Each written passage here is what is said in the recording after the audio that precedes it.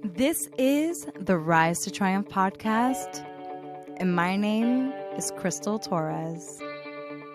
I am on a mission to discover the key components of success of today's top TV and film industry professionals.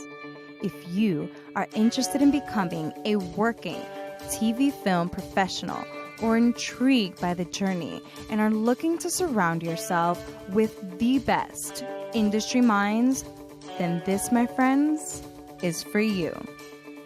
Each week, we will have a chance to listen in on conversations that I have with industry professionals and explore the behind the scenes of what it truly takes to rise to triumph.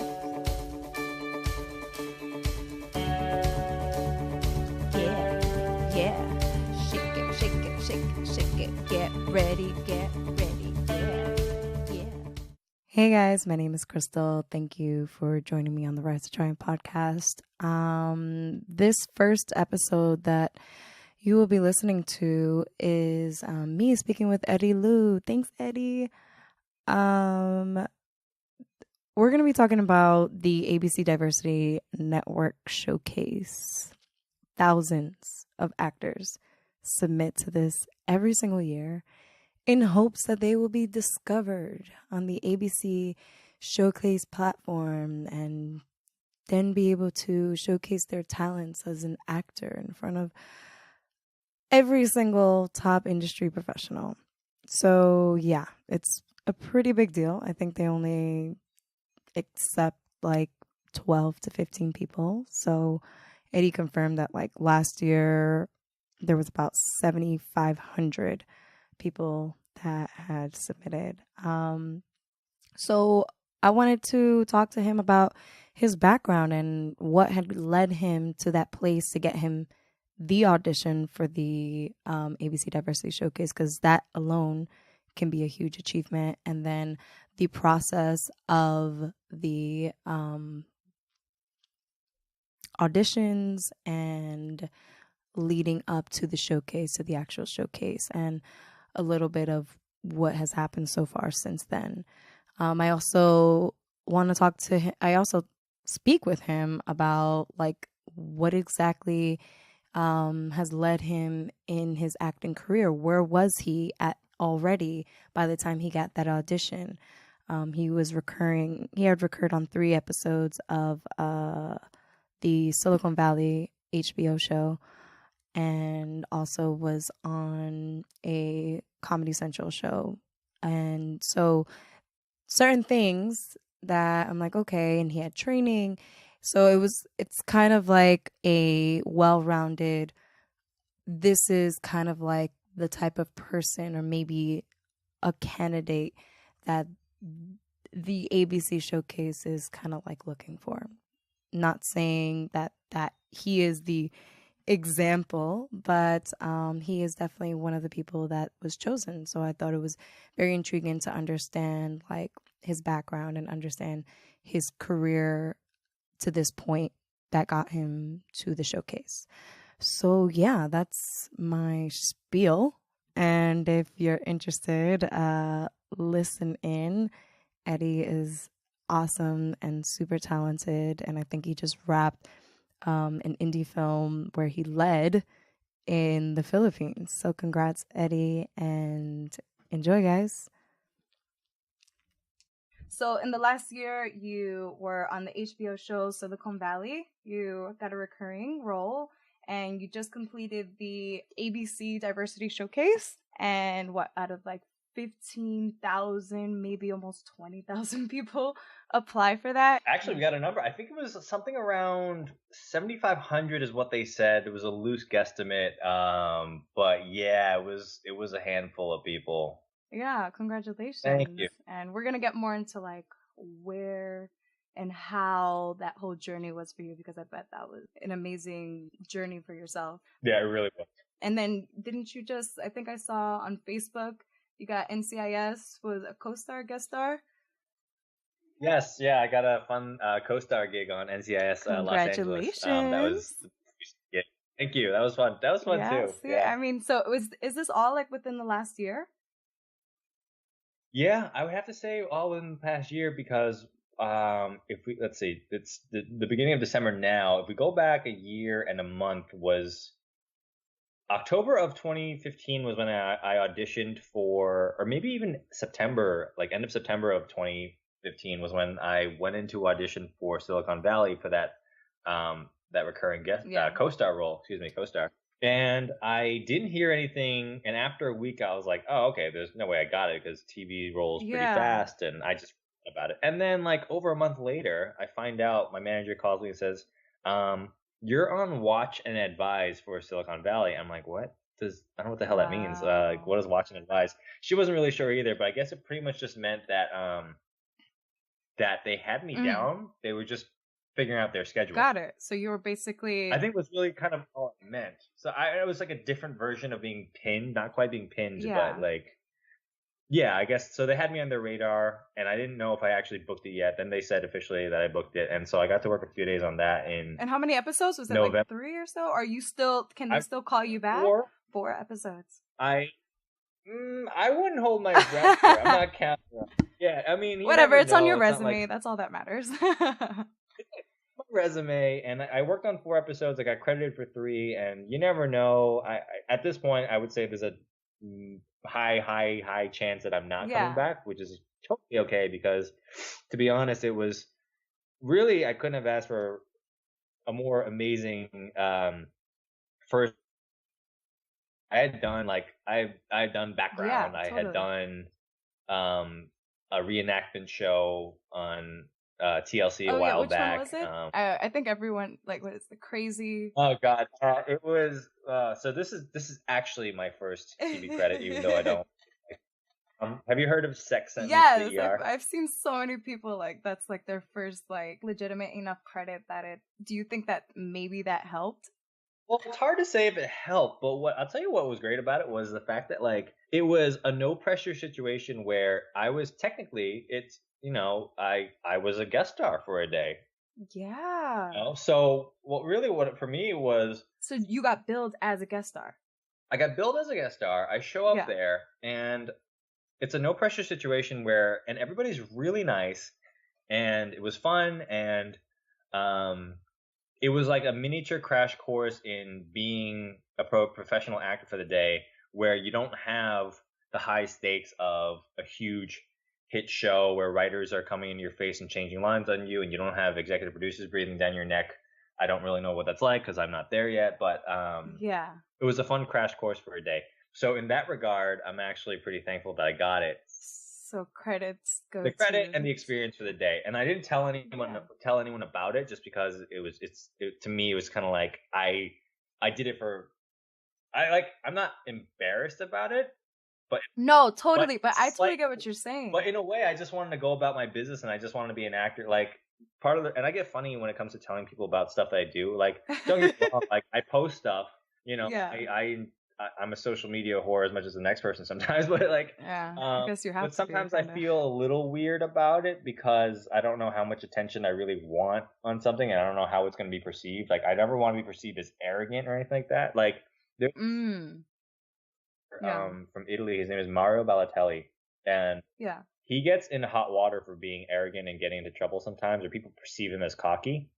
Um, he's Really? prodigiously talented. Like he's immensely talented, and he's young too. So he's got a lot of Yeah. potential still. But he said this thing where because I remember him scoring goals in the World Cup for Italy years ago, and people ask him about why he doesn't really celebrate. He says, "Because it's my job to score goals. Like you don't celebrate every time you do your job, do you?"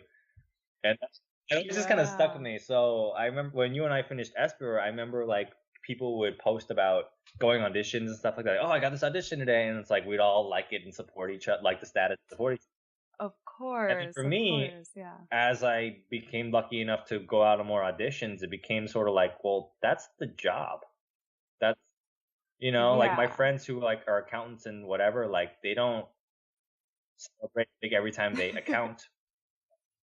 You know what I mean? Like Yes. like do your job, and booking it is that evasive cherry on top that's so hard to get. Yeah. Uh, That's yeah, true. and so of course I tell no one about Sex Sent Me to the ER just because I was like I know my friends are gonna make fun of me for it, so I was just like whatever. It's I don't need to whatever.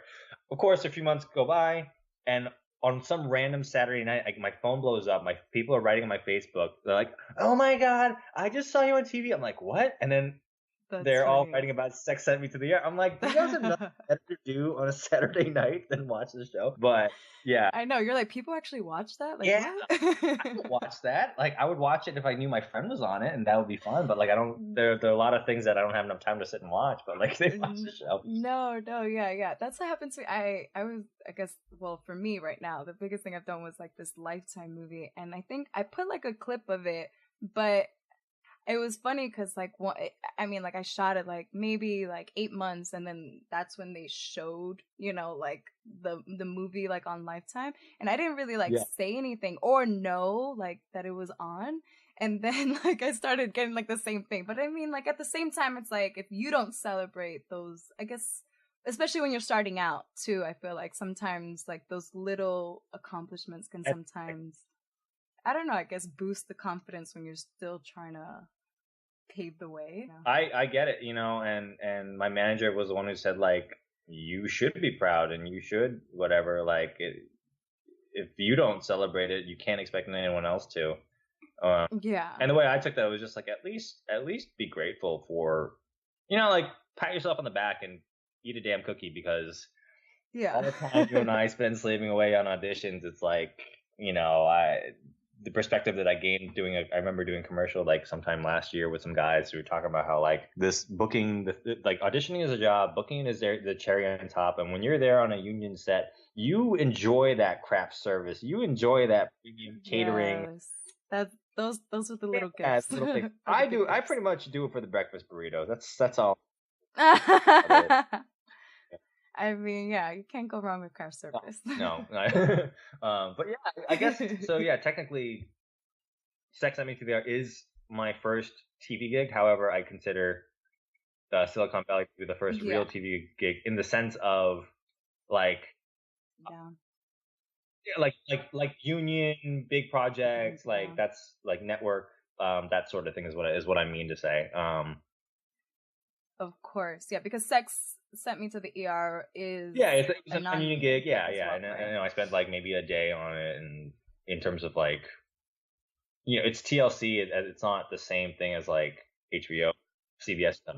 Yeah, yeah, of course, yeah, it doesn't even amount to the caliber. Right. So that's why Silicon Valley was first, and that too, low pressure situation, very cushy gig. I spent a lot of time hanging out, but I also spent a lot of time chatting with, making friends with my fellow co-stars who were the same character type that I was when I got brought on the show, and I got to hang out with some of the stars of the show, like Zach Woods and Kumail and Middleditch, and who were they're just everybody who works on the show, the people who act in it and the people who run crew and stuff like that. And I've said this like about all the shows that I've worked on now, which is all 4. I don't have a lot of credits, but like everybody I find, I've never had a bad experience. Everyone is always kind and fun to be around. Yeah, and I mean, that's pretty cool because it's like you could have been like this really high intense situation, like your first major like gig for HBO, but I mean like it's a blessing, I feel like, to walk on set and then you're just kind of like, oh, this is like, I really fast everyone's just doing their job. Yeah, everyone's just doing their job and everyone's doing it well, and lo and behold, by the end of the season, I think they got nominated for Emmy for Best Comedy Series. I'm not sure, but I know that Middleditch got nominated for Best Actor, and it's just for me to be able to be on that set and like improvise with him, even though like the excess lines that he threw at me like didn't make it, like I don't care. They didn't cut my role. You saw me, you heard me, and I'm like, wow, pinch me, because I don't really feel this is really like, it didn't quite hit me how. Because like my manager posted something, she tagged me in a picture on Facebook like a year ago when I booked it, saying, because we couldn't say what it was yet, we had to be secretive about it. So she said Eddie booked a recurring role on blah blah blah, and I was like, I don't know, it's just a co-star, I only have like 2 lines, and she's like, no, don't doubt it, like enjoy it. I was like, okay, I'm not gonna make a big stink of it. And then later on, after it came, I was like, let me make sure I get I make it through the edit, like. We didn't know if we were going to make an episode because we had heard from casting, because one of our friends is friends with casting, and she said that she had heard that they had to cut out a lot of stuff just because they ran out of time. Or no, they had too much content and they didn't have enough time to fit it all in. So we were like, ah, crap, like we're side characters. Wow. I don't know if we're gonna make it. But sure enough, everything that was scripted for us made it in. So, you know, I could like exhale and relax. Yeah. So did it start off as a co-star and then it became like, oh, come back for this episode, you know, like It was a recurring, or it was always going to be recurring. It was because all we knew in the beginning was we were working on 3 episodes. And then by the time the second or third one came around, word slowly trickled through each of us 4 people. Like we played the new sales team. And so word trickled through me. I heard it first from my manager saying, hey, they might bring you back for a 4th episode. And I said it to them. I was like, did you guys hear this? Like possibly for a 4th episode? And they hadn't gotten word of that yet. Sure enough, we all found out and we all came back to work on the 4th episode. And it's like, we were going to end up being there anyway. It's just, I think, who knows what it had to do with in terms of writing or scheduling. You know, it could have been any of that stuff. I think maybe they knew we were always going to come back. We just didn't know. It's not the. So then did you guys ever work the 4th episode? So we worked the 4th episode. There was an episode, I think the second one that I worked on, which was episode 3, or was it I think it was episode 4 in the series, which was our 3rd episode, that we showed up. We just didn't make it into the scene, into the episode anywhere, so we didn't get credited, which is fine because they didn't have anything written for us. But in the end, I still got credited for 3 episodes. Yeah, on Silicon Valley, which is a very well-known show on a well-known network. So that's all you need, right? So I couldn't be happier with the way my career officially started. Just lucky. It just feels lucky, that's all. That's a good... Yeah, and now you say lucky, but do you think that, I mean, like, of course do you think that, I guess, like, the short films, the web series, the student films that you've done, do you think that all of that, like, in its way has kind of manifested to the right timing of how that came about? You know? Yeah.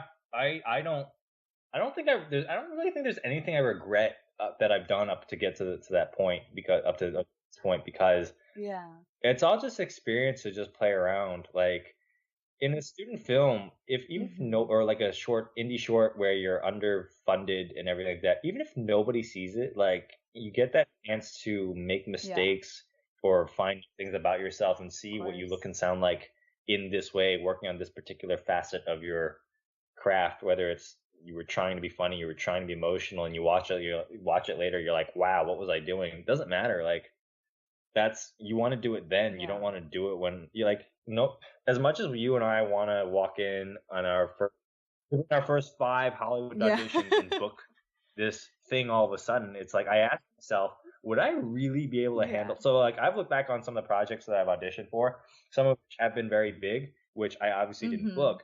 And I look back, I'm like, would I have been able to handle that? And then a lot of the time I say no, because I wasn't ready yet. Yeah. And then the things that I did book and the things that I did handle, I handled it. And I feel good about the little bit of work that I've done, just because I wasn't biting off more than I could chew. Yeah. Or, you know, you get that one break and then all of a sudden, like, it's like empty air. Right, you know, right. You never know. There's no guarantees on anything. Like, yeah. But all I know is that the things that I've done that brought me to this point, I look back on as useful experience. Yeah. Now let's go back to, like, what's brought you to here. You know, it's just like, I know that we went to William Esper Studio and we acted together. I think you were a year before me, but you did the 2-year Conservatory program and in New York City. Now, was that like your, you know, like your official introduction to acting? Where did this love of I think it started? It's weird because every time I think at one certain point was the starting point, I look back even further. I'm like, no, actually, I had been thinking about acting for a long time. It's just but William Esper Studio was, to me, just one of the best things I've ever done for myself as a human, just because I feel like even if I never acted another day in my life, like that place helped me find who I was in a lot of ways that I will. I don't know how I would have. I don't know if I'd be the person I am now without it. In terms of, it just forces you to face yourself in so many good and bad ways. Yeah. You are exposed. Yeah. And for some people, they're not ready for that, and some people, they can't handle it, and whatever's going on in their life, and it's you remember how intense it was. It's like, what? No, yeah. I mean, for people that don't know, because there'll be other people like, what are they talking about? I know. It sounds so intense, but I don't understand.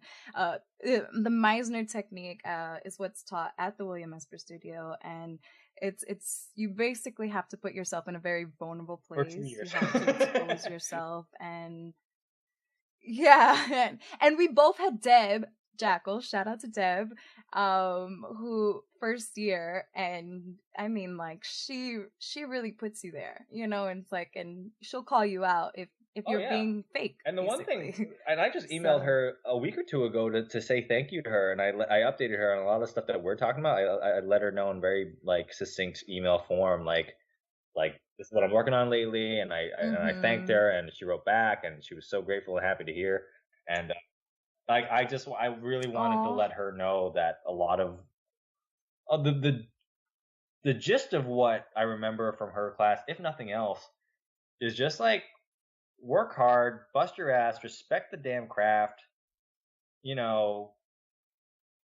things like that. Things like, it doesn't matter like what notes you did or didn't take in class. Sometimes I feel like a lot of us actors, because we're emotional snowflakes, that sometimes we get in our own way, and no, it's like, pick up your shit and move on and do the work, and don't assume that just because you're funny and clever and pretty that there's not going to be somebody who's a 2.0 of you. Yeah, and I totally that. Yeah, no, yeah, I'll never forget. I think Deb said, there's. Yeah, like you said, like, you think you're funny and clever and you're cute, and that's going to be enough. And, there's another 150 people that look just like you and that are just as talented. And, it's like, better looking, more talented, even funnier, but can you work harder? It was the ultimate takeaway, and that will always stick with me. Yeah. Deb was my first official introduction to the real craft of acting. Yeah. Because I took the 6-week summer program going into my first year. So I did that too. Yeah. I mean, I needed that. I needed all that extra time, because for me, I feel like I could have been a remedial student, really. It took me a little bit of time to break into the flow of things. Like, it was hard, but she was the fair, intense teacher that I needed to get me going. But my start in acting, I think, began even as a kid. I remember watching action movies. I loved anything with people fighting, like martial arts movies, action movies, like Jackie Chan, Bruce Lee, Jet Li. I looked up to those guys as a kid, because I studied karate, like Kempo karate and Kung Fu as a kid. Yeah. And just having, like, coming from an Asian background and seeing how in the West, Asians didn't make it on screen, if at all. And certainly not in flattering ways a lot of time, and not in the hero way. And so we looked to, without really, I didn't conscientiously think about it, but what I didn't realize until later is that we looked to guys like Bruce Lee and Jackie Chan and them, because here we are getting to define who we are as characters, telling in our own story, and not have it told in some other way by Western Hollywood. So for me, I just remember the thrill of watching it and wanting to recreate that as a kid, like thinking to myself, I would love to do that. Like, I could separate very easily the fact that this was fake and fictional. That didn't stop me from aspiring to be a Power Ranger, but like, I think everyone wanted to be a Power Ranger. I wanted to be a Power Ranger. I still kind of do, actually. Yeah, I'm gonna see that movie when it comes out. But like, as a kid, that just. But all of us, we all have that thought, I think, right? Like, we all think, oh, what would it be like to be an actor? That crosses everyone's mind, because media is pushed in our faces so much. Of course, and it looks so glamorous, and fun. Yeah, whether you want to be an actor or not, celebrity culture is pushed into our faces by the media. and for better or worse. And so we all entertained that thought. And as a kid, I'd be like, man, that's crazy. Like, that's not real. That's not a real career. Yeah. And then I got older. I wish I had taken, I remember taking a drama elective in high school. Wish I had had more time to audition for the high school theater. Didn't get around to it. Went to college. And then I somehow fell into taking these acting classes on weekends. And then from there, I somehow signed with a manager who sent me out on auditions. And the bulk of what I auditioned for was commercials, just because they said, quote unquote, you have a great look. Well, that's awesome. Yeah, it was great. It was nice. It was fun. I did it for fun. I never let it compromise school though. Like I think I only ever missed one class for an audition. Like acting was not at the forefront. Like I wasn't gonna let. And what were you studying while you were in college? I majored in public relations. Oh, okay. Yeah, at one point I thought I wanted to be a guidance counselor. Then I thought I briefly contemplated finance, or as they say, finance. Finance. And then after that, I jumped into communications, into the communication school of my college, and I majored in public relations. I had an internship at Forbes.com back when they still had the website arm of the company. Yeah. And at one point I thought that's what I wanted to do. And but in the meantime, I was still going on auditions, and my parents and I always kind of thought, well, if you book something, great, you can make some money off the side, and if it's something you want to do later on, you can figure that out later. In the meantime, let's get the degree, and always had that backup. And I was like, yes, that is the plan. I will always have a backup, and who knows, whatever. And then 2 weeks before graduation, I remember shooting. This was like I had shot several of these local. It was like a local, regional, non-union retail commercial where we shot at like call time was at like 10 p.m. We showed up when the store closed. We shot all through the middle of the night when no one was there, during non-business hours. And it was just like a dinky little, like I said, local commercial for this company. Like they sell appliances and electronics and stuff like that. And I don't know, I just had so much fun underneath those hot lights and goofing around and doing bits with my castmates. We were quoting movies and stuff like that. And it wasn't often that I came to life like that. It really just felt like that I came to life. And then that solidified me saying, oh, wow, this is really what I want to do. Because I also graduated during the Great Recession when the job market was terrible. Yeah, so for me to look for a job in PR, like that was going to be pretty hard. And then even if I did find one, I just pictured myself 5 years down the road, like hating myself because I never gave the other thing a real shot. I want to be better. Of course. I could have, I would have been very happy with crashing and burning, going down in a blaze of glory failure, but at least I would have been content knowing that I tried. Still trying. Exactly. Still figuring that out. Yeah, but I mean, you're getting somewhere. Going in a forward direction. Yeah. Now you were talking about how you had reached out to Deb. Had you reached out to her at all? Like since I did. I think it was like maybe a year or so before that. I wrote an email saying, "Hey, how you doing?" And then a lot of time, like it's amazing how fast time goes. You kind of get stuck in your own world. Yeah. Like for me, I look back on the past year or two, and it just feels like a grind in terms of the daily routine of going to the day job and then juggling auditions. And then I look back, I don't realize how much time has flown by. So then I look back, I was like, oh wow, I should have written some of my teachers a lot sooner and saying.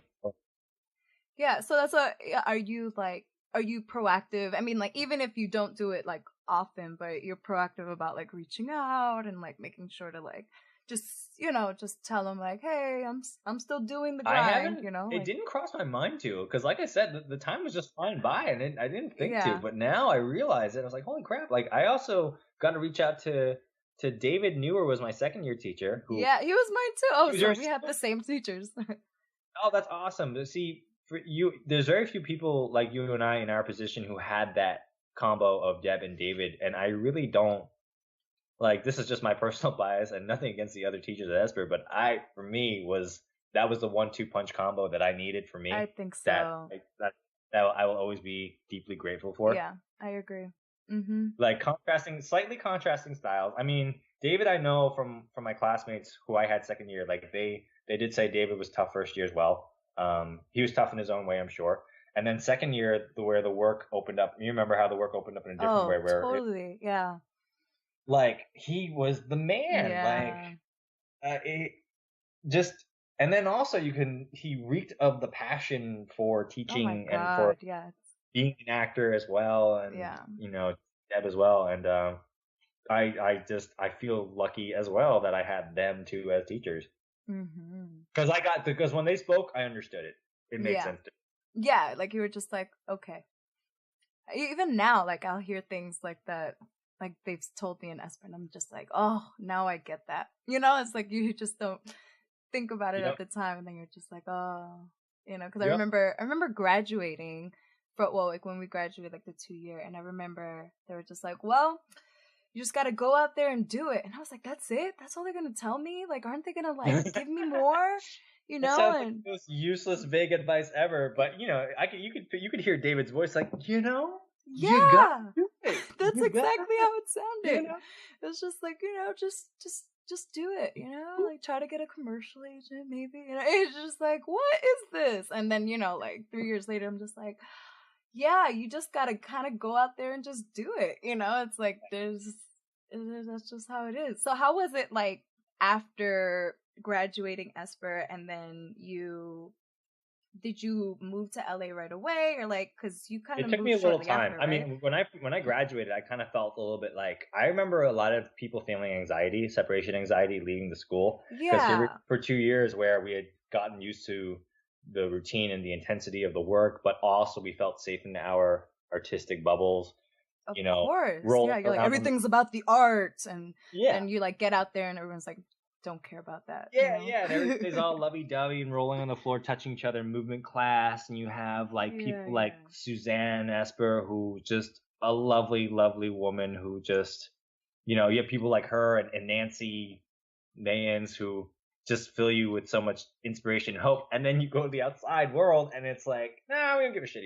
Like you just said, like it's So how was that transition for you? Because I feel like, I mean, everyone, like you said, people had like separation anxiety and stuff like that. What was it for you? I did not quite feel I noticed other people feeling the separation anxiety, and I was already thinking ahead in terms of like, this might be a little bit cynical, but I would sometimes look around the room, like in voice and speech class or something, and look at the guys who are my age and just kind of think to myself, like, assuming that we all stick with it, these guys could easily be like my competition when I leave, in a friendly way, And so there were people I remember who didn't take even like voice and speech class too seriously, like they dick around and stuff like that. And I just kind of, one, I thought it was distracting, and two, at the same time, I shrugged it off because I was like, well, get out of the way then. If you're not going to do the work, like leave. Don't distract other people who actually want to do this for real outside. Was did every day feel amazing and like a blessing in terms of like, oh my god, I really feel like I'm being an artist? No, sometimes you get caught up in the grind of like, I'm in class, all right, I gotta do this homework, Sometimes it feels like that, but I kind of thought ahead in terms of what I realized was that everybody in that school is on a different level. Some people have agents and have had pilot auditions and have booked pilots and have booked other stuff and know how to shoot their own stuff. And there were other people who had never acted a day before in their life and didn't know what an audition was, So that's another reason why Deb's audition class was awesome too, because it was like a happy medium for everybody to level out with and be like, oh, okay, this is a mock audition. That's what it could look like. This is what I could experience. Like these feelings of anxiety and fear and inadequacy. But that's why Deb's class was awesome, because she taught how to work against all that. I felt good about where my headspace was at leaving the school, and I didn't to LA until about a year, almost 2 years later. Oh, okay. So I finished in May of 2014, and I moved to LA in January of 20. What did I say? 20? I don't even know what I said. May 2014. I finished. Oh, that's wrong. Okay, May 2012. I finished in May 2012, and I moved to LA in January of 2014. 2013, so that would make sense. Yeah, Like, I knew something was wrong there. I was doing I was doing the damn thing, you know. Upon graduating Esper, I was auditioning. I got a job in a gym. So were you still with that same manager that you had, or like I you were just was, yes, I auditioning was. for? Okay. Yep, the And same. did you audition while you were teaching? Because I know, like at Esper, I got the impression like it was kind of like looked down upon. You know, it's just like we want you to focus on your craft or whatever. I Did felt like you? too. Huh? Yeah, I would tell my manager to book me out during these time blocks for class, and Okay. I remember missing maybe like only a couple of classes throughout 2 years for an audition or for a gig, like maybe two or three. Yeah. I really didn't want to, because my manager and I agreed. She was just like, listen, if you know you want to do this for the long haul, then it's okay to invest a solid 2 years into training and getting good and like becoming Yeah. a true actor, because it's a real investment. And Definitely. so she understood. She didn't like pressure me about it, but you know, a couple times I remember booking like a photo shoot kind of thing, and Yeah. you know, and that could pay for half of my cold reading class. You know what I mean? Like, Yeah. Exactly. yeah. But yeah, it's just like college. School was always just like as I was with my public relations degree, which is ever so useful now. But like, Hey, good. I put school first. I didn't, you know, I wasn't getting a lot of audition opportunities. Like I wasn't established enough to get called into a room, you know. Yeah. But and I could look back and be like, oh, why did my manager send me out more? I'm looking back, I'm like, well, I also wasn't quite ready yet. So Yeah. Like almost kind of like happy you weren't ready for that. yeah, yeah, yeah. And that's a recurring theme throughout a lot of the things that I see that I auditioned for and or didn't book and or didn't get a call back for. It just wasn't my turn yet. That's all. And so is that how you kind of like cope with it? You just kind of like try to go into the audition room and you're just kind of like, okay, just gonna do the best I can. I did the work, go in, and then do you kind of just like let it go? Yeah, yeah. You have to, or else you drive yourself insane. Yeah. Has that become easier because you've had more auditions? If anything, it's become more of a time to practice that, because now I'm getting auditions that I really care more about. Yeah. Because now, like, I've been fortunate that after the showcase, I signed with this really great agency who I just love, and I just know deep down in my heart that they believe in me and stuff like that. So yeah, they've sent me on a few of these really cool pilot auditions and stuff lately, and like a couple of feature films, and so awesome, Eddie. Yeah, like any of which would be like life changing, or like a nice big fat paycheck, or whatever you want to call it. All of it would be a big success, whoever books that thing, right? Yes. And for me, I asked myself, I remember this was one pilot I had, and it was all this technical science jargon, and it'll be cool. I think I mean, if the network picks it up, but like I'm asking myself, can I turn this into a day job without going insane, like trying to memorize all this tech stuff? Wow. And it might be that I'm not ready for it yet. And is that me being unrealistic? Is that me not believing myself or not being positive? I don't know. I just ask. Sometimes I'll ask these questions to myself and be like, am I ready yet? And if in the end, it doesn't matter what I think. If they think I'm ready, then I get the job, then great, you know. And if I don't, then I can lay that in peace, walk away in peace, saying, "Oh no, I wasn't ready," and that's fine. And somebody else was, and somebody else was worthy of it. And yeah. Do you see yourself though, like looking, like when you're going to these auditions, and you know, like for, you know, it's gonna be this type of pilot where you say like it's gonna be very like a lot of science jargon, you know, which is, you know, a lot of like just like technical terminology. Do you see yourself like, oh, okay, do I want to be doing this show, you know, for like if it's a CBS like procedural show, you know, like for 10 years, do you see yourself doing that, or you just like, I'm just gonna do whatever and just if I book it, I book it? Yeah, right now it's pretty much, holy shit, I got in the room. Like, I got an audition for that. Like, cool. And then so the past few weeks since this stuff started, that's like the most recent stage of where I'm at. I feel myself in that in that state of okay, this is where I am now. Like, this is me leveling up. You know, because there was a time when I would get nervous before co-star auditions, and like where I had less than a few lines, and now it's like I still might get a little nervous, but it's a thing that I'm used to doing now, so it's it comes with familiarity and trusting that you are capable and that you have been there before. Yeah. You know, so I mean that's the other thing. It's like as much as we want to graduate Esper and book a thing right away, a Broadway gig, or book a thing right away. Yeah. For me, I kind of look back and be like, okay, no, I still got a lot of a lot of learning to apply to myself upon leaving the laboratory from which I was created, and have to do a lot of things that no one is going to see. Like as Deb advised, go audition for things you don't care about, because because when you're loose and you don't care and whatever, that's how I operate well. I care a lot about the things that I audition for. Like you can't possibly care about every single thing you audition for. That's just not feasible. But but like even with the things I do care about, I really try not to hold on too tightly. Yeah. I do best when I'm loose and I'm joking around and I'm making the people around me laugh, or not necessarily in an audition room. I'm not that guy, but like if I go in quietly and confidently and just kind of don't hold on too tightly, that's where I have the most fun. I like that. Yeah. So what brought you to LA from New York? Why not just stay in New York? I remember meeting acting friends from different places and talking to different people back in New York, and people had said that there was more opportunity on the other coast, and that's I feel sometimes true. I remember taking Marcy Phillips's casting director workshop in New York.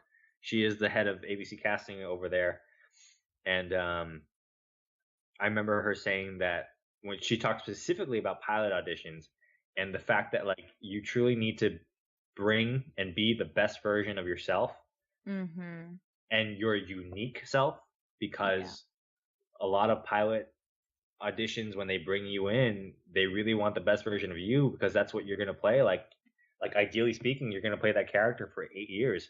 And if it's hard for you to access this thing that's not you, then shit, of course it's not going to go well. Of course, yeah. Like, what do you think is going to happen, and that's a different conversation from like character acting. But like with pilots, they and especially with American TV, a lot of the time, if you are the lead, if you're number 2 or 3 on the call sheet, you're gonna it's typically going to be something that's easy for you to play.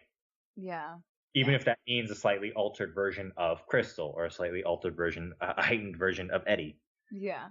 Or still. Or like a calmer Crystal, or a more neurotic Eddie, whatever the hell that is. But but it's still more of a straight character than like. A lot of the time. It's not too often. I mean, obviously there are lead characters on a show who are submerging themselves into a character. Yeah. But Marcy said, like, just be you. Yeah. Well, and I mean, like you said, like, there's hundreds of people and they all are just as talented and just as beautiful, and you're just like, but what sets you apart is your uniqueness that you only have, right? Because Truly. But do you like go into auditions and like see the same like guys all the time? Like I'm starting to, it happens with commercial auditions. I'll bump into my friends, especially if it's always funny when I bump into friends of mine who are Asian and like the role is for an Asian guy. Like, that's oddly enough when the role is specific for an Asian. That's oddly enough when I feel the sense of competition. Really? Because you're like, oh, I know some good Asian actors. Because when I walk through a room and it's just like, and it's a bunch of white dudes, or like with a couple black dudes and Latino dudes here. Like, one, I'm like, great, it's a nice mix. Yeah. 2, I've said this to myself. I've even texted my manager like, I'm the only Asian in here. And the reason why I take solace in that is just because it's like, okay, I'm automatically different. Right off the bat, I'm different. Like, I don't have do too much other than just be me and, but then when I get in a room of Asians, it's like, well, shit, I'm in a room full of guys that look a lot like me. Yeah. And now it's a matter of who's funnier, now it's really a matter of, especially now, like we turn back to this side of it, it's like, okay, who can actually act? Who's actually good? Yeah. And that's the thing. I remember like talking to somebody I did a play with in New York, and she had tried out LA, and I was picking her brain about advice on making the move, because I had been contemplating that move, or at least it was a thought that ran through my mind a few times here and there while I was at Esper. Yeah. Like I kind of had in the back of my mind, I was like, okay, I think eventually I want to try it. Based on what people said, was there's more opportunity and there's more, you can start there, and you don't need to come to LA with credits. You don't need to do that. Some people say you should. I came with nothing pretty much. So other than my own experience. Yeah. So I can't really speak to how anyone else should do it, other than I can only say how I did it. Yeah. And you feel like you've made the right move, like it was the best move Absolutely. for you. Truly. It truly was. And I think it ties back to the thing about me being ready. Like it's not a question of geography, but so much as at the age that I moved and the level that I was at and how much I had accomplished versus, say, what if I had moved to LA right after college? Yeah. And I didn't go to Esper? That would be very different. Yeah. I don't want to know what that version of me would have looked like as an actor. I don't want to. I shudder at the thought, because I wouldn't have been ready. I would have packed up and called it a long time ago, or I would have become something that I don't want to be. Yeah. Or I would have found like a good acting school here, and I would have gotten my bearings here, and had more experience in LA. Who knows? There's no way to know. But we know what's now, so I guess that's all. That's what matters. Yeah. Yeah. And for me, like I accomplished within a year in LA, I accomplished more here in a year than I did in 3 years in New York. Wow. Well, or at least the same amount. Like in terms of like the amount of auditions and the amount of commercials and meeting people and establishing a network and. Yeah. So talk more about that, like how here in LA, like, so then you landed here, you figured, okay, I'm just gonna make the move. What were those steps to like create this foundation for you to feel, I guess, like in a good, I don't know, more confident, like from where you are now, I think one of the things that I did was join a theater company. Yes. What was it? Theater 62? Theater 68. The full name 68, is sorry. Yeah, the full name is 68 Cent Crew Theater Company, but we all call it Theater 68 because that was the name of the building, and that's just what stuck. Yeah. And it's a bi-coastal theater company. They have right. one in New York and they have one here. Yeah. Yeah, in New York they're located in the Drama Bookshop. In LA here we just took over the NCIS company's old theater. Yeah. They moved out and we took over the space, and that's in North Hollywood here in LA. And I was told about the theater company. A friend of mine, an old classmate of mine from Esper, her along with a few other of my old classmates joined Theater 68 in New York. And I told them, they're like, hey, Eddie, what are you up to? You just did this commercial. Cool. Like, what's next? And I was like, well, I just visited LA, and I was like, I'm really thinking about moving. And they're like, you should join Theater 68. I was like, yeah, but I'm moving. Like, why would I join here now? I'm leaving in like 2 months. Like, no. It's bi-coastal. So if you remember here, you remember there. And auditions were coming up in like December before the move. Yeah. And then they're like, you should just audition now, because who knows when the LA one is, when it's happening. Like, it might not be for a while. At least this way, if you know you're in now, you can land and get off the plane and be a member there right away, which is what I did. And thankfully I got in, and right there, I landed on like Wednesday, January 15th. The following Monday, I was at my first meeting. We call it Monday Night Gym. Yeah. And so all of a sudden I had like this network of people, some of whom who had recently moved to LA just like me, some of whom had been there a lot longer. You have people who audition on the regular, other people who just don't really, whatever, and they're very content with being in the theater company. Yeah. It's a mixed bag of people and experience, and I was immediately welcomed. and it was exactly what I needed when I first got here. Yeah. I So mean, you had that first sense of like community, because I feel like people that aren't in LA or don't live in LA, I found this for myself as well. It's just like it's definitely a huge culture shock, and it's like even though LA is a big city, it's not like New York where I mean like you could literally like just go to your car, drive, and like never really speak to anyone unless if you have to. Where Yep. like in New York, you're constantly interacting with people all the time because you're on the train, you're in the street. It's just like there's so much more communication. Yeah. So I guess definitely having that foundation and being a part of a theater where there's people that are higher in level than you, so you can kind of. Did you find any mentors or like have any mentors like once you started like at the theater company, or just like people that you kind of like looked up to and then you just kind of like they kind of took you under their wing? There were people that I made friends with instantly, and people who were like I felt like in the same position as I was. Okay.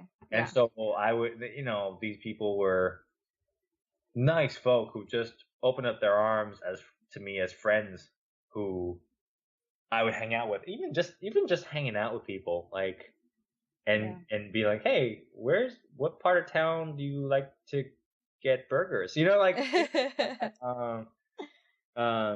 it goes a long way for a newcomer. It's like a couple of friends who moved out here. I remember one of my best friends who lives here now. I was friends with her in college, and then we fell out of touch for a little bit, and then like she hit me up when she was moving to LA, and she came here like 2 months after I did, and I remember like we went to go get fish tacos and whatever, and it's like something as simple as that I feel like can take your mind off of a lot of the pressure of, oh crap, I'm in a new city and this place is very different from what I'm used to. Yeah. Because you're totally right. LA, you could absolutely be a hermit and a recluse if you so choose. Which, as I get older and as I get more tired, I love the idea of that. Yeah. What? You mean you don't have to talk to anybody today? What? Yeah. No, it's so true. It's really true though. It's like, am I antisocial now? I'm like, no, I don't know. Yeah. There are people in the company who have had more experience, and we, as veteran members of the company, we always are willing to talk and give advice to anybody who like, I don't thrust my opinion upon new people, but like if they ask, I'm happy to give them any advice I can, because I knew exactly what it was like when I first got here. Yeah.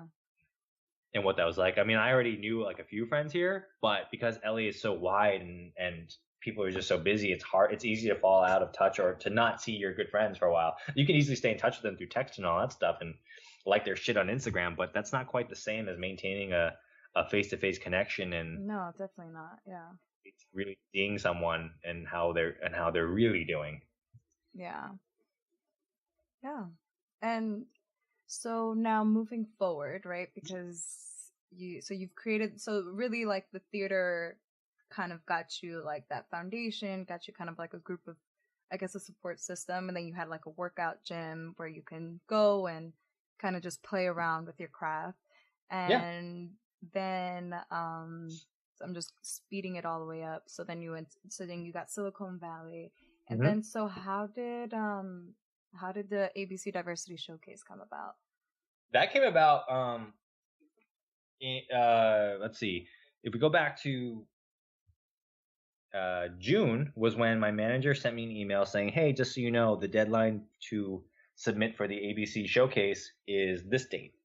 And at that point, when I got that, I remember getting that email and thinking to myself, okay, currently at the moment, I'm deep into the NBC Showcase auditioning process. Okay, cool. I got a pretty good feeling about this one. I don't think I'm going to need to send a headshot. Yeah. Lo and behold, not much later than that, I find out that I was not going to get into the NBC Showcase. And then I looked at the deadline of the ABC Showcase. Yeah. And it was like just a few days away. I was like, oh shit, I got to send that out. You're like, I don't need to do that. I'm already getting into this one. And then you're like, yeah.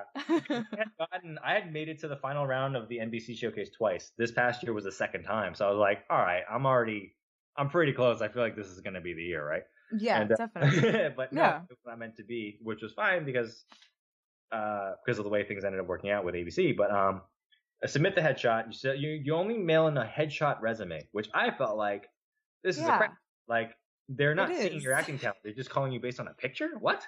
Yeah, definitely. There's no way I'm getting called in. And then sure enough, I got called in for it. And then 2 auditions where they give you a scene. So they gave me a different scene each time in the first 2. Then 2 rounds after that was the mix and match round, which was crazy because you have to cold read your ass off. Wow. So did you feel, and then I know I saw something on Facebook where you said I don't know if it was for the first audition, but you got a coach to like prep you, help you. Yeah, I got coached for, I think it was my first audition. I'm trying to remember. No, wait, the second audition, my first callback, which was a second scene. I asked a friend of mine from the theater company, actually. Yeah. Her name is Shayna Gannon, and she's awesome. She's a coach and she's a member, and she writes as well. And she's multi-talented.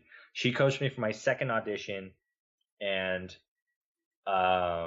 we did it through Skype or something like that, or like video chat or like FaceTime or something like that, because she was in Detroit or she was home in Michigan and I was here in LA. So she coached me. That's what you saw, and the callback rounds were in July, and then by the end of July was when we found out that we got in. So what was the mix and match that you said? Yeah, it was a circus. I showed up. Each of those 2 sessions was roughly 30 of us. Yeah. And they tell us. So how many people was that in total? Like 150, like in total, or? They had, by the time we got to the mix and match rounds, I believe, if my math is correct, if it was 30 in our group, and I asked the other friends who were my eventual castmates, because they were in the other group, and they said that they also had 30 something. Mm-hmm. So in total, you had close to, I'm approximating 70 people who made it to the mix and match rounds. And that was what, like by the 3rd round? That would be the 3rd round. So they had 2 separate sessions of 30 people. And then the next round after that, they cut that in half. So then you had 30 again, except it was just 1 group instead of 2. And then from there, they picked the final bunch. Wow. Yeah. Wow. So you show up at in the afternoon, they assign you 3 scenes, and they assign you 3. Everybody gets approximately 2, usually 3 scenes with 3 different partners, right? Yeah. And you work on that for 2-3 hours, where you're going into these director sessions where you are prepping it on your own with your partner, with your 3 different partners. Mm-hmm. And you have maybe 2 or 3 hours to do it total, and that includes going one scene at a time, going in front of the showcase directors.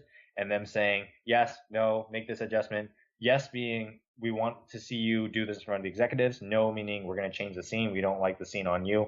Kind of like seeing you try on different shirts. Wow. Some of it has nothing to do with you. And how long was the scenes? Were they just like a page, like a few lines? 2 to 10 pages. Wow. But and was that cold read, or were you able to prep for that? You would have a little bit of prep time. Like there, but they gave it to you there, and then you had to just that day, that hour. But we never finished. We never went through the whole length of the scene. Sometimes they'd let us get in 5 sentences, and they're like, "Yes, that looks good on you. Do that. Make this adjustment while you're outside." And then other times it'd be you get through 3 pages of it, and they're like, "Okay, thank you." And then they would decide, "Okay, we don't want you in this scene. We want somebody else in that scene." And they're considering all these things that you're not considering, type.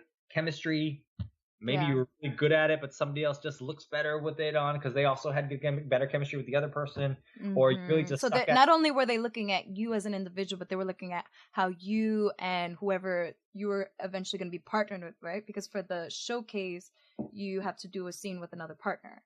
Exactly. Yeah. In the end, it's all about looking at the thing as a whole, which is why you have all these eyes and ears and voices. So how many people were there in the room? Were there a lot of people? There was maybe 2 or 3 session directors in the first half of the day, and we usually came around 12 or 1 o'clock in the afternoon. And then at 4 o'clock, we'd take a 15-minute break, and then 4 o'clock would come, and then all the casting executives would come in, and that could have been a room of 10 to 20 people. Wow. All these casting executives who came, and how was the energy in the room with the other actors? How was that? In the waiting room, or once we got in there? I guess both. I don't know. For me, it was fun. sounds crazy because whenever I would leave the audition at the end of the day and like try to live through the rest of the week and not think too hard about it, I didn't realize how stressed out I was, and like, my body was like, things were happening in my body, like I wasn't sleeping well, my stomach wasn't good, like, and I was like, oh shit, I'm stressed out. I'm stressed the hell out right now. Yeah. But the audition process for me was actually kind of fun. Like it's quite liberating in a way to know that you don't have all this excessive time to prepare and get in your head about things. You just all you can truly do is rely on your instincts and hope that you're literate. Yeah. You know, like which can be a big deal sometimes, you know. Yeah, you know, you might need that skill. But there were times where can't read. We can't do anything with him.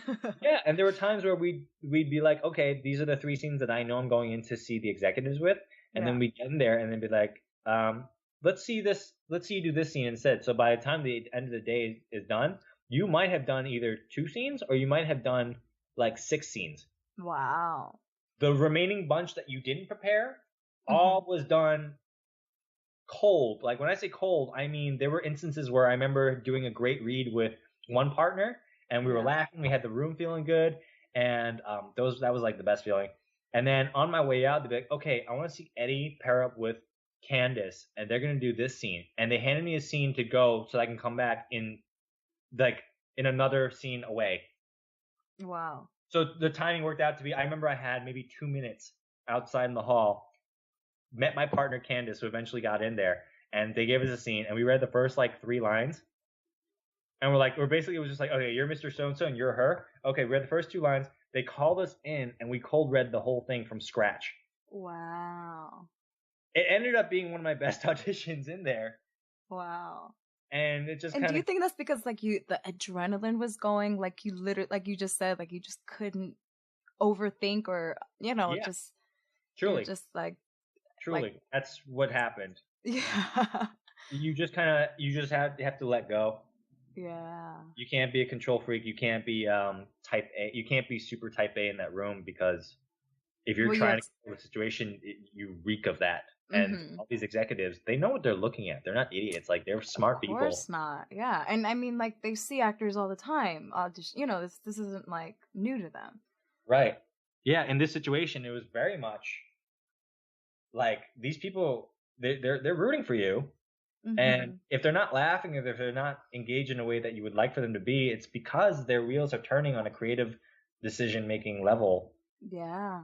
And they can't indulge your insecurities by making sure that you know that they liked when you did that funny little thing. Stuff like that. And so truly it comes down to relying on your instincts and just trusting that you belong where you are in that room, and working off of your partner and listening. And sometimes we would improvise a little bit or ad-lib a little bit, and sometimes it would like that. I remember some of my best moments were when I decided to take that liberty, because I just said, fuck it, like, I'm just gonna have fun. Yeah. And if you don't have fun in there, as the Sue Hamilton is the name of the overall showcase director, and she would tell us every day, have fun or go home. Like, if you're not having fun, you're not doing it right. I like that. Yeah, which became a recurring theme, and that's what carried through after finding out we got in the showcase, and even through the rehearsal, the tech process. So did Candace end up being your partner? She did not, but she ultimately ended up in the showcase. She was fantastic. And there were a few people who I partnered up with during the mix and match process who made it into the showcase, so it was really cool to see them. You were the lucky token. I guess I was, right? Yeah. I worked with all these people before. I made them all look good. Asian. That's where my head goes. Yeah. Now, okay, so you get into the showcase. I bet that was like mind-blowing. That was awesome, and in an extremely relieving moment, because I had been so stressed, as I said before, up until that so moment. What was the time frame between like the final audition that they did with everyone, and then the time that you guys actually found out? It started in June, was the first 2 rounds, and then the 2 chemistry reads were throughout July, and then we found out towards the end of July. Wow. That we got in, and then we took a few weeks off. we reconvened towards the end of August, I think it was, or maybe in the middle of August, and now we knew the cast, and now we did the scene selection process, which functioned the same way as the callbacks, only we knew we got in, and this was just for the sake of finding out who should do what scene. Okay, so then at that point they were still trying to figure out who should do the scene, so they didn't pair you guys up yet? It wasn't paired up yet. They were matching us up with different partners. Okay, so you guys didn't like get accepted like because these two people were good together and these two people. I mean, they had an idea of like who worked well early on, but no concrete decision had been made. Man, what was like? I mean, the caliber, like obviously everyone was very talented that got into the showcase. Now, like, did you notice like a theme, like where all these people like, had a few, at least one or two, like, solid TV credits under their belt? Did they? Yeah, we were all on the same level, and the differences were who we were as people. Yeah.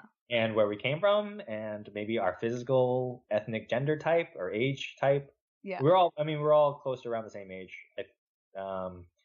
And skill-wise, like everyone we were all on the same level pretty much. And I say pretty much in terms of like the difference was credits. Yeah. That's kind of like the main difference. It's just like one of us, Roland, is a recurring guest star on Chicago Med. You have me, who has like at that point when I got in, I had 2 TV credits. Technically, the 3 if we count Sex At Me to the R. So, and then a few other people, we got like everybody else has like co-star here. Other people got like co-stars on something like that, and web series and short films and theater experience and stuff like that. Yeah. But also ABC, the way they picked and tailored this group was just knowing that these individuals had chemistry together, and these people fit well together as an ensemble, and we got along great too, which I heard was not always the case in years past.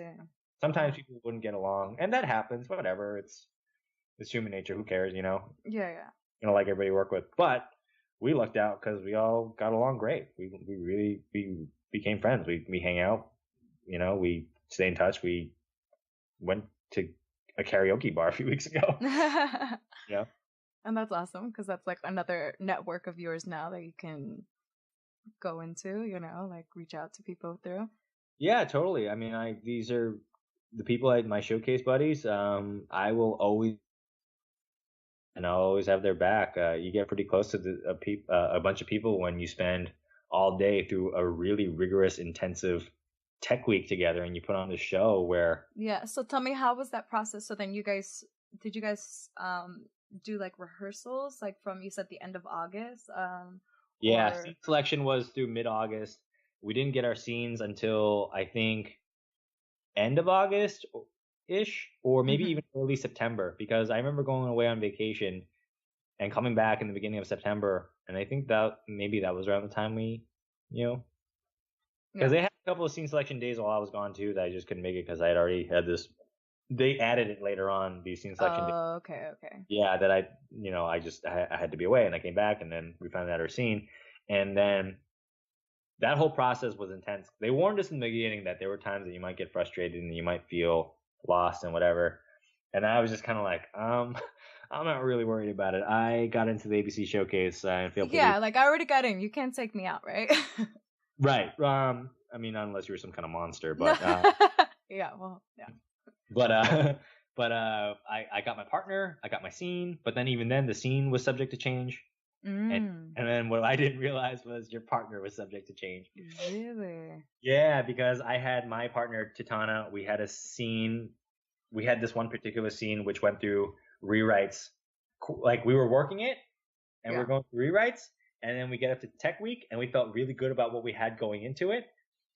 And then the day before Tech Week, all of a sudden we start getting feedback where they said that they don't like the scene because it doesn't quite work for these technical reasons and these storytelling reasons. And then the first day or two, my partner and I kind of didn't really have a lot to work on the first day. whereas other people had just gotten and then that's not to say what happened to other people. Other people getting brand new scenes all of a sudden. Wow.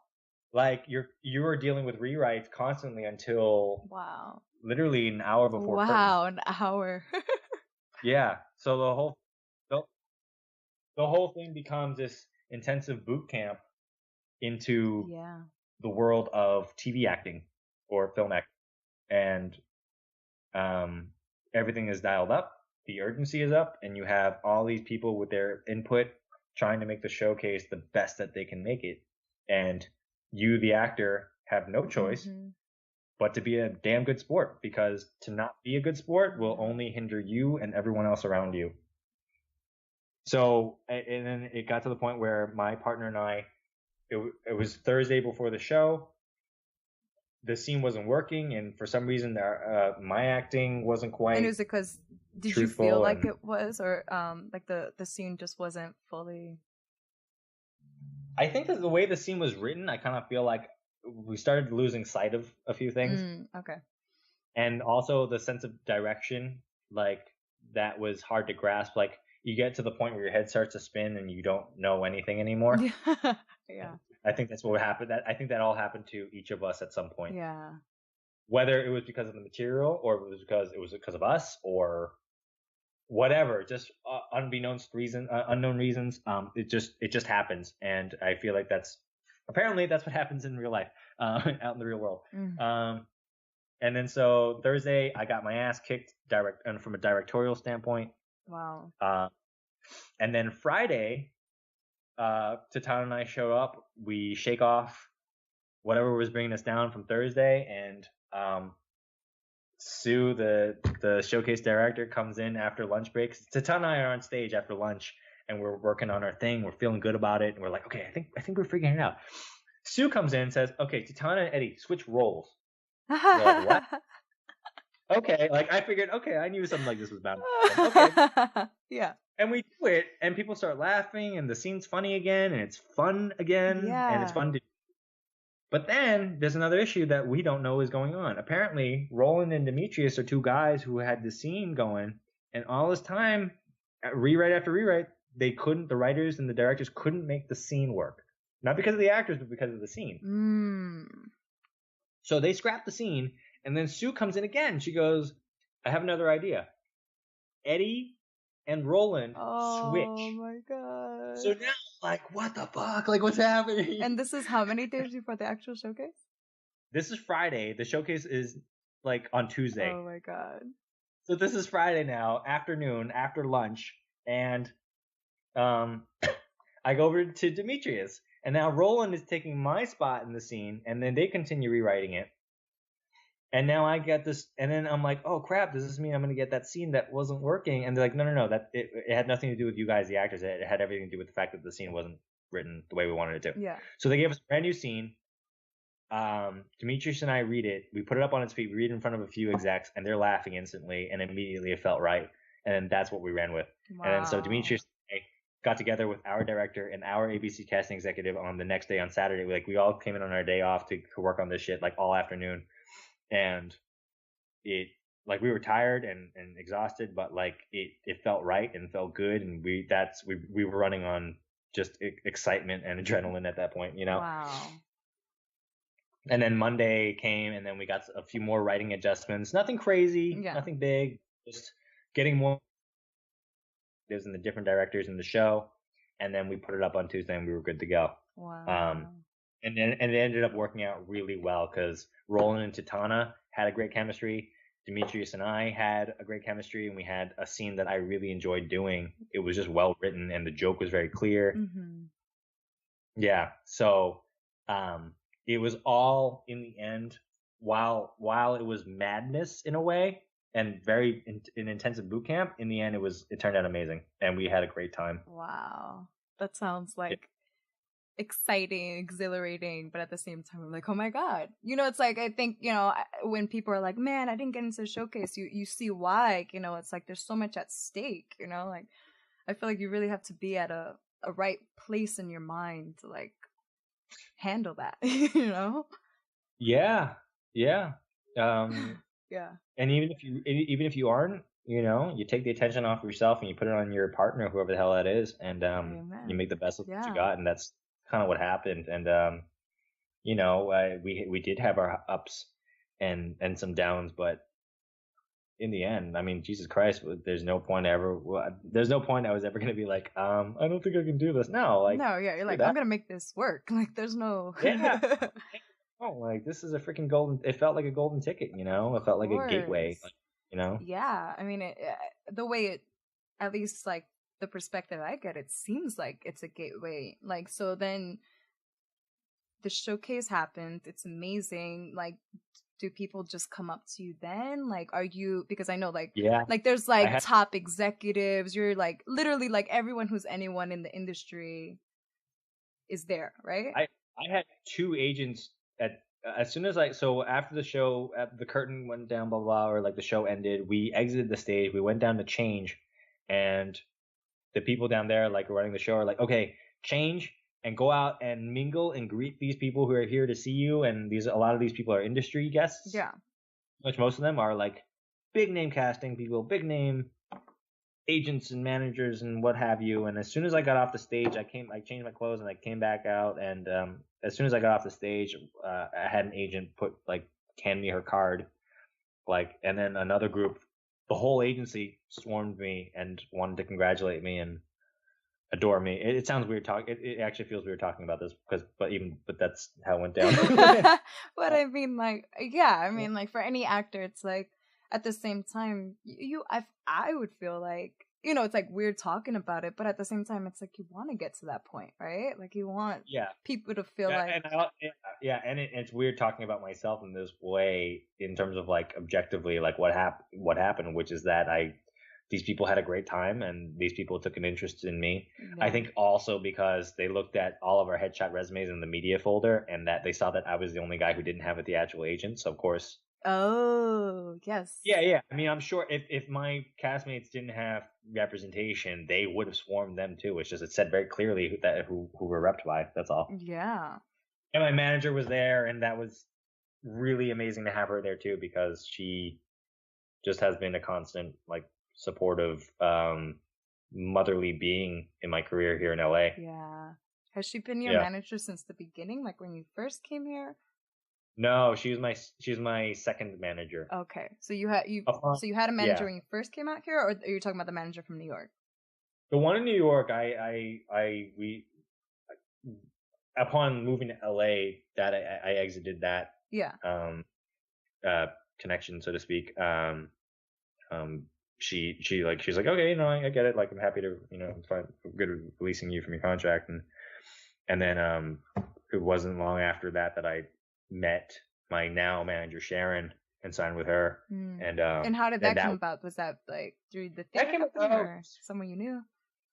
That came about, I feel, through luck, because I was in a casting director workshop in December 2 years ago, and there's this actress there who immediately was just nice and who asked me what my name was and where I'm from, and then she saw me do my scene. And I guess she liked it because at the end she asked me if I was repped and asked if she could have my contact info, because she said that her manager was in need of ethnic guys.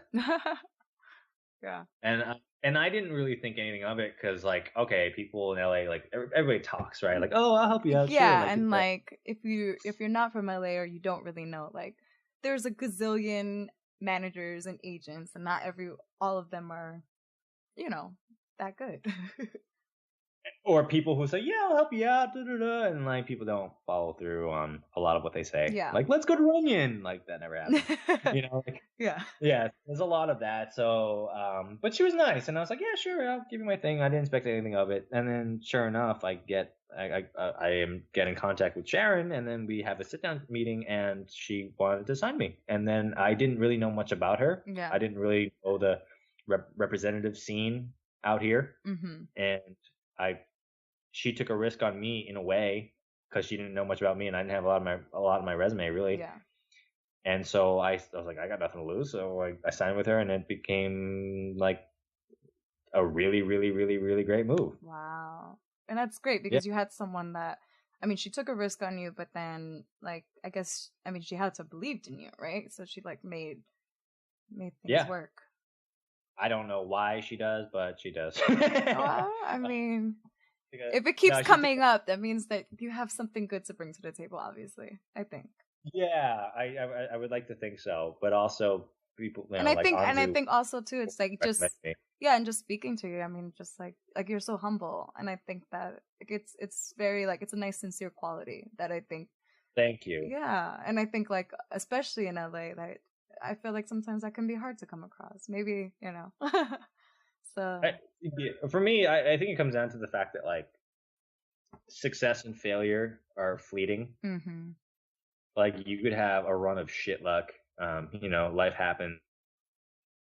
But even then, I still feel like if you are doing the right things and with a little bit of timing, with a little bit of luck, and a little bit of preparation on the individual's end, a good thing can come. You never know when a good thing is around the corner. Yeah. You just don't know. And then same thing, you can be going on a great run and all of a sudden you can hit a brick wall out of nowhere. Yeah. That could be no one's fault. That could be everyone's fault. It could be only your fault, or like I said, no one's fault. But same thing. Bad luck is always around the corner too. Yeah. Car accidents, bad auditions, you get sick, all that crap is just, you never know what's going to come up. So even though people go through a hard time, I hate the whole thing where people say, oh, well, it was just meant to be, da-da-da. Like, I hate when people say that to me. Oh. Because it usually comes at a time when I don't want to hear it. But then after that storm cloud passes, you kind of take a step back and you kind of assess, like, okay, like, I didn't book that. Like, maybe it just wasn't my turn yet, or whatever, Yeah. There's so much that you can't. There's so many invariables. It's kind of like with why baseball players are so superstitious and so they all seem to have OCD. Mm-hmm. Like they don't step on. Some of them won't cross on the baseline. Yeah. I'm not too familiar with that, but go ahead, sure. Yeah, baseball players have a lot of rituals to try to bring luck because the sport has so many intangible invariables that they can't control, so they cling on to anything that they do have control over. Wow.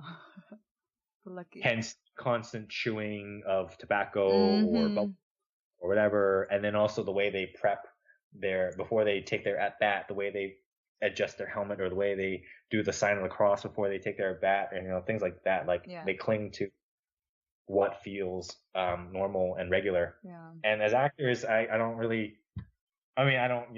have any real particular OCD things other than just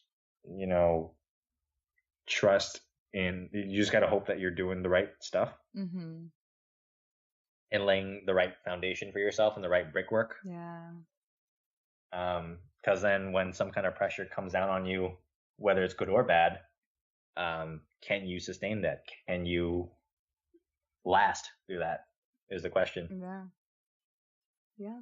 So now I'm trying to take care of doctor's appointments and getting my car checked out and my tires rotated all before pilot season, trying to make sure I recover and return. Yeah. You're gonna have drawers in your trunk, ready to go to change. I need to, yeah. I think I need to start moving some of my closet in there in case I need to do these last minute wardrobe changes or something. I don't know. Yeah, I think, and you're gonna have a busy one, so you wanna make sure you're. I hope so.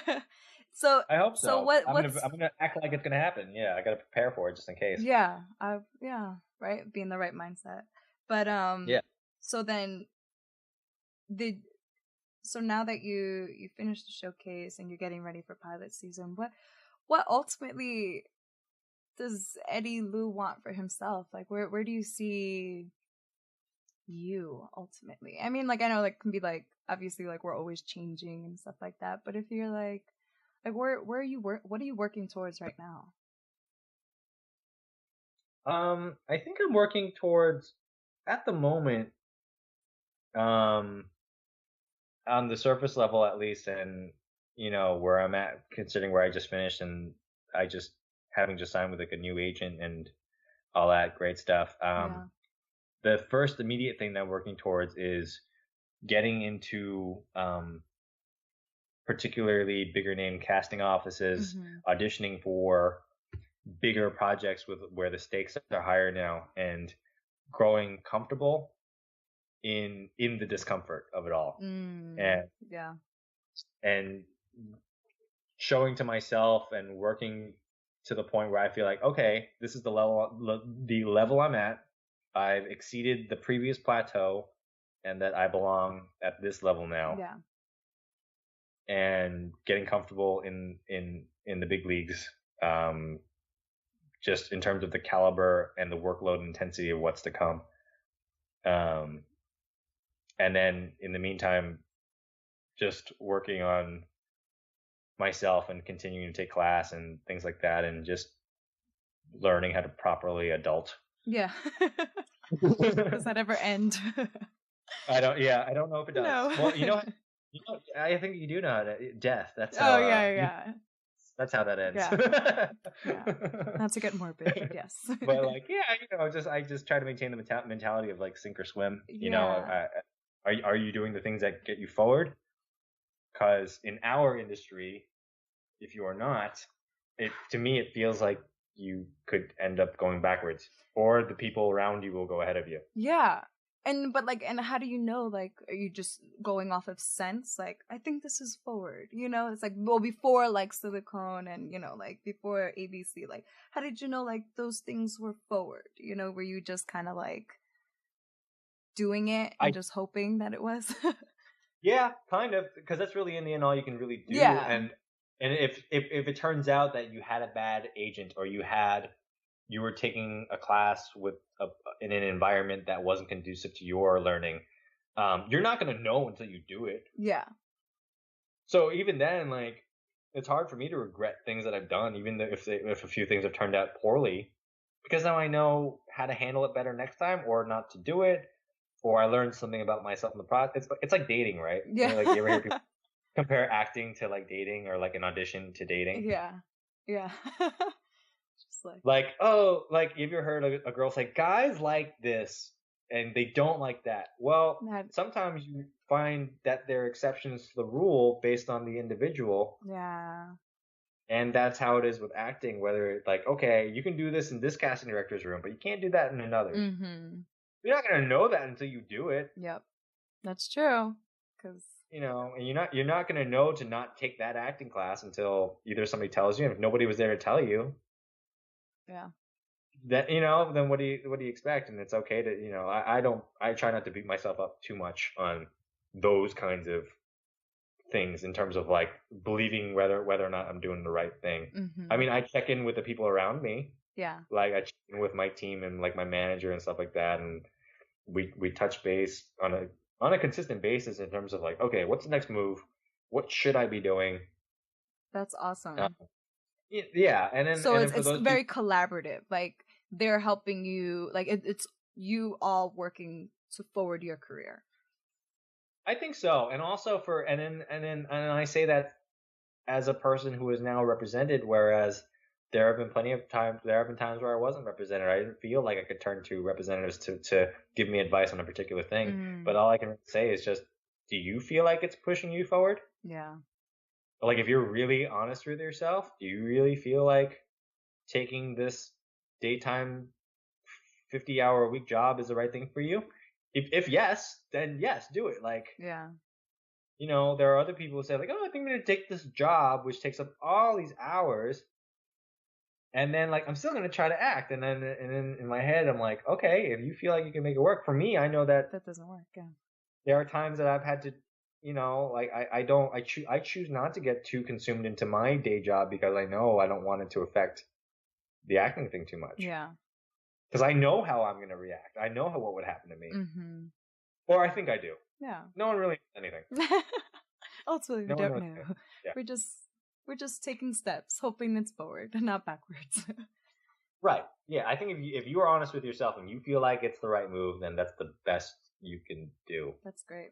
Simple, but it's the truth, right? It's like, hey, this is reckless abandon out here with our industry. It's like there's only so much you can really do. Yeah.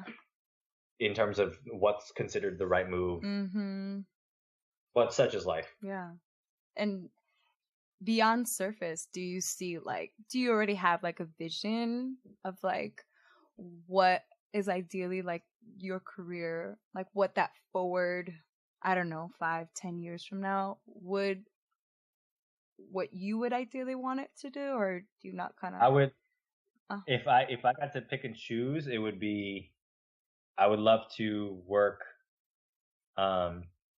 Actually, my new agents, they said this when I sat down to meet with them when I first got to have a sit down meeting with them, and they said that in their opinion, an ideal career for their clients, for just theirs, they're not speaking up for everybody, but like just theirs, is to do a critically acclaimed like Netflix series or something like that, maybe 13 episodes in a season like that. Yeah. Get to do a feature film or two in the off time, and then take some off time to yourself and go travel and enjoy yourself. Mm.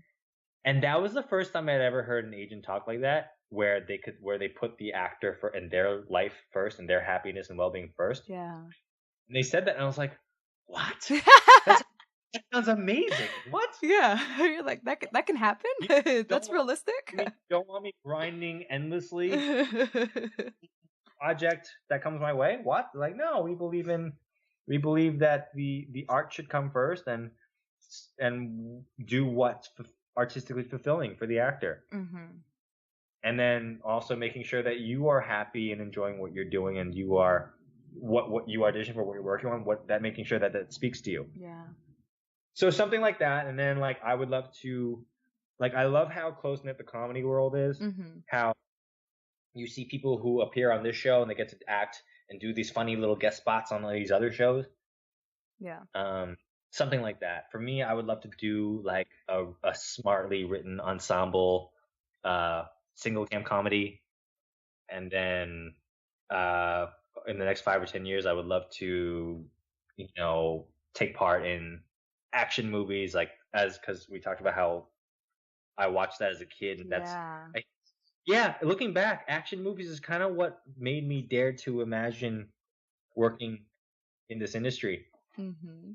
Before I even knew what being an actor was, I knew what it was to watch something on the big screen and being excited and being invigorated by a hero fighting the bad guy. Yeah. Hey, I think we're due for the next, Asian action, I think you could be the next token guy, right? Why not? I hope that'd be great. That'd be great. Yeah, like Marvel. Yeah, or something like Jack. like they're old now. I think we need some fresh. You should make a phone call. You should tell people that. Right? Yeah, that's it. It's out there. The universe has spoken. It's happening. Hopefully, yeah. I mean, there's a quote that I'm going to misquote right now. Unfortunately, is Rumi. Mm-hmm. What he said was, "What you seek is seeking you." I love that. Oh. Yeah, I read that almost about a year ago, and I remember reading that and posting it on my Instagram, and I thought to myself, I was like, "Yeah, I'll be ready." Like, Yeah. So if I'm not currently ready, well, I have to bust my ass and make sure that I'm doing what I can to be ready. All right, I don't know about you, but Eddie lifted up my spirits. He gave me some good stuff, and I hope you guys felt the same way. If you want to know more about Eddie, check him out on IMDb at imdb.me/Eddie Liu, EDDIELIU. You can also follow him and stalk him and tell him that you heard about him from us at the Rise of Giant podcast on Twitter and Instagram at Eddie Liu Who.